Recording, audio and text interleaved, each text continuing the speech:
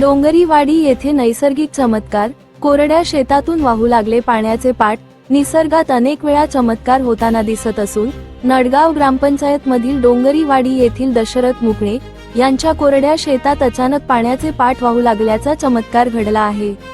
ही वार्ता सर्व दूर पसरल्यानंतर शहापूरचे माजी उपसभापती सुभाष हरड, कृषी उत्पन्न बाजार समितीचे संचालक सुनील धानके, सरपंच जयवंत वाघ, पोलीस पाटील किरण खंडागळे, सामाजिक कार्यकर्ते अविनाश धानके यांच्यासह अनेकांनी प्रत्यक्ष जागेवर भेट देऊन हा चमत्कार पाहिला.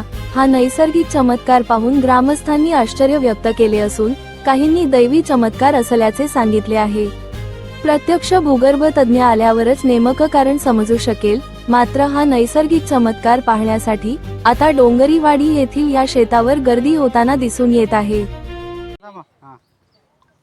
नमस्कार मंडळी, मी पोलीस पाटील किरण खंडागळे, मौजे पलसोली हद्दीतील डोंगरीवाडी या ठिकाणी आज नडगाव ग्रामपंचायत हद्दीमध्ये अचानकपणे पाण्याचा या ठिकाणी उबळा चालू झाला आणि पाण्याचा विसर्ग होत असताना त्या ठिकाणी येथील शेताचे मालक पिंटू मुकणे, दशरथ मुकणे याने आम्हाला जी माहिती दिली की या ठिकाणी पाण्याचा विसर्ग चालू आहे. 2 फूट खरडा आम्ही या ठिकाणी खोदला आहे, परंतु पाण्याचा विसर्ग काही कमीच होत नाही आहे. त्यामुळे आम्ही मोटरसुद्धा लावली, परंतु पाणी पूर्णपणे बाहेर काढतोय, पण पाण्याची पातळी कमी होत नाही आहे. पाण्याची पातळी एकदम स्थिरच राहत आहे आणि पाणीसुद्धा वाहत आहे. आणि हाच जो चमत्कार बघा आम्हाला कळल्यानंतर या ठिकाणी माजी सभापती सुभाषजी हरड सर या ठिकाणी, त्याचबरोबर कृषी बाजार समितीचे संचालक सुनीलजी धानके साहेब, या नडगाव ग्रामपंचायतीचे सरपंच जयवंतजी वाघ, तसेच माजी सरपंच दाजी वाघ, नांदगाव येथील ग्रामस्थ अविनाशजी धानके आणि या ठिकाणी डोंगरीवाडीतील सर्व ग्रामस्थ या ठिकाणी हा प्रकार बघण्यासाठी जमा झालेले आहेत. आणि आपण पाहत आहात का भूगर्भातून झालेला हा चमत्कार.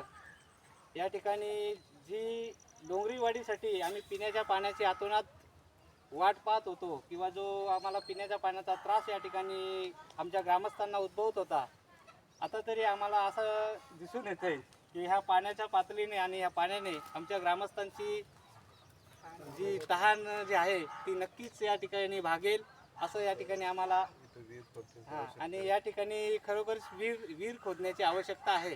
आता सरपंचांनी पण 2 शब्द बोलावा अशी अपेक्षा आहे आमची. याची पुढची जे कारवाई आहेत त्या करणारच आहेत. सरपंचांनी पण काहीतरी 2 शब्द बोलावा अशी